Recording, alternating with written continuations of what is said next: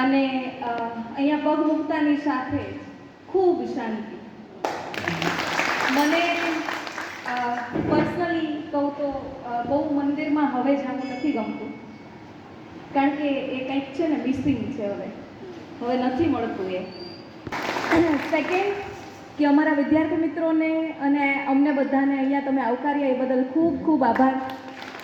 અને આમ કહેવાય ને કે આપનો ભાવ જે છે એ અગત્યનો છે.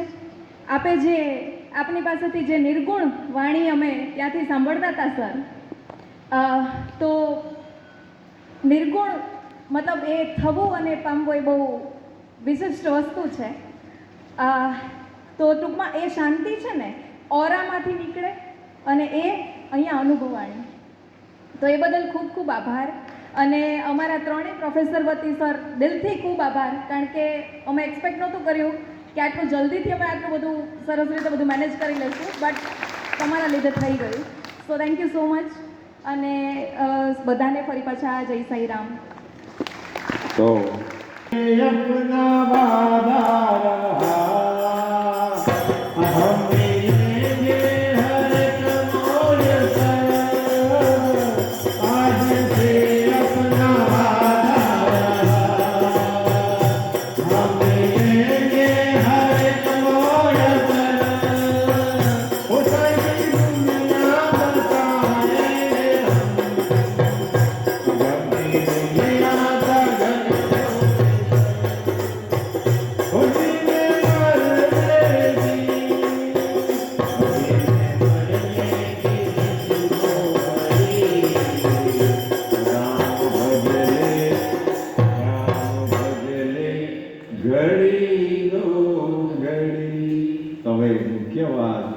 કે જીવન ગમે એટલું લાંબુ જીવવામાં આવે, જીવન ભલે લંબી લંબી ઉમરિયા તો સુરો, ઓ લંબી લંબી ઉમરિયા તો સુરો, प्यार की एक घड़ी है बड़ी,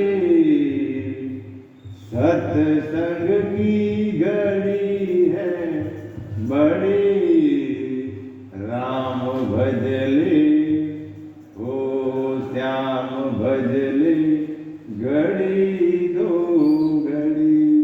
તો તમને બધાને ખૂબ ખૂબ શુભકામના. ઓમ સાઈ રામ. બધા વજરાવારમાં હાર ધરીને મહાપ્રસાદ જરા કરી દેશો તો તમને પ્રાપ્ત થાય એવી બાબા. અરે ચોક્કસ ચોક્કસ યાર, તને ભજનમાં બોલાવો. તો વિદ્યાર્થીઓ ભગવાનના રૂપ કહેવાય.